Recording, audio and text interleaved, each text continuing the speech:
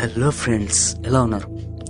మన సోలార్ సిస్టంలో ఉన్న 9 గ్రహాలలో ప్లూటోని పరిమాణంలో చిన్నగా ఉండడం మరియు కొన్ని గ్రహాలకు ఉండాల్సిన అంశాలు లేవని ప్లూటోని డ్వార్ఫ్ ప్లానెట్ జాబితాలో చేర్చారు. దీనిని 2006 ప్రేగ్లో జరిగిన అంతర్జాతీయ ఖగోళ సమాఖ్య సదస్సులో గ్రహాల జాబితా నుండి తొలగించారు.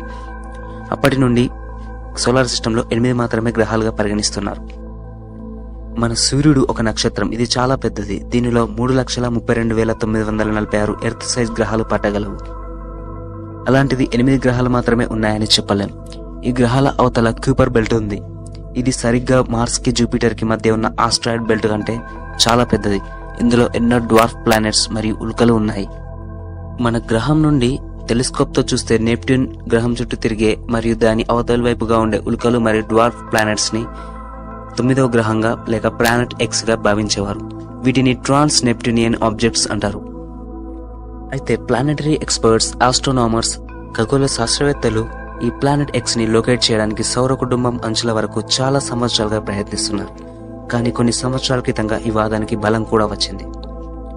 ఈ క్యూపర్ బెల్ట్ లో ఉన్న కొన్ని పెద్ద ఆస్ట్రాయిడ్స్ కానీ డ్వార్ఫ్ ప్లానెట్స్ లాంటివి గ్రావిటేషనల్ పుల్స్ కి గురి కావడం లాంటివి జరుగుతున్నాయని, దీనిలో ఒక మాసివ్ ఆబ్జెక్ట్ ఐస్ లేయర్ తో ఉన్న ఒక రాకీ ప్లానెట్ ఎర్త్ కంటే దాదాపు 10 రెట్లు పెద్దగా ఉందని 2016లో మైక్ బ్రౌన్ అండ్ కాన్స్టాంటిన్ బ్యాడ్జియన్ అనే శాస్త్రవేత్తలు వాళ్ళ అబ్జర్వేటరీలో భాగంగా ఈ విషయాన్ని చెప్పారు. ఇది కాక మరో వాదన ఏంటంటే ప్రిమోర్డియల్ బ్లాక్ హోల్ అంటే గెలాక్సీ మధ్య భాగంలో ఉండే బ్లాక్ హోల్ సైజ్ అంతది కాకపోయినా చిన్న సైజ్ పరిమాణంలో ఉండే బ్లాక్ హోల్. దీని పరిమాణం మన సూర్యుని కంటే కొన్ని రెట్లు పెద్దదిగా లేక కొన్నిసార్లు ఇది ఒక గ్రహం పరిమాణంలో కూడా ఉంటాయి. ఇలాంటివి అసలు డిటెక్ట్ అవ్వవు. చాలా కష్టం. ఎందుకంటే వీటి గుండా లైట్ కూడా బయటకు వెళ్ళదు.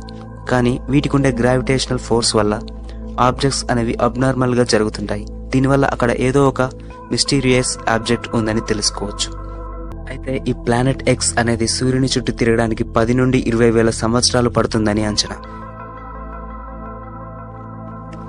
ఇదే కాకుండా 76 సంవత్సరాలకు ఒకసారి వచ్చే హేలీ తోకచుక్క మరియు ఇలాంటివి ఎన్నో మన సోలార్ సిస్టంలో ఉన్నాయి. సరిగ్గా సౌర కుటుంబం గురించి కొంతవరకు మాత్రమే హ్యూమన్ తెలుసుకున్నాడు. పూర్తిగా తెలియడానికి చాలా సమయం పడుతుంది.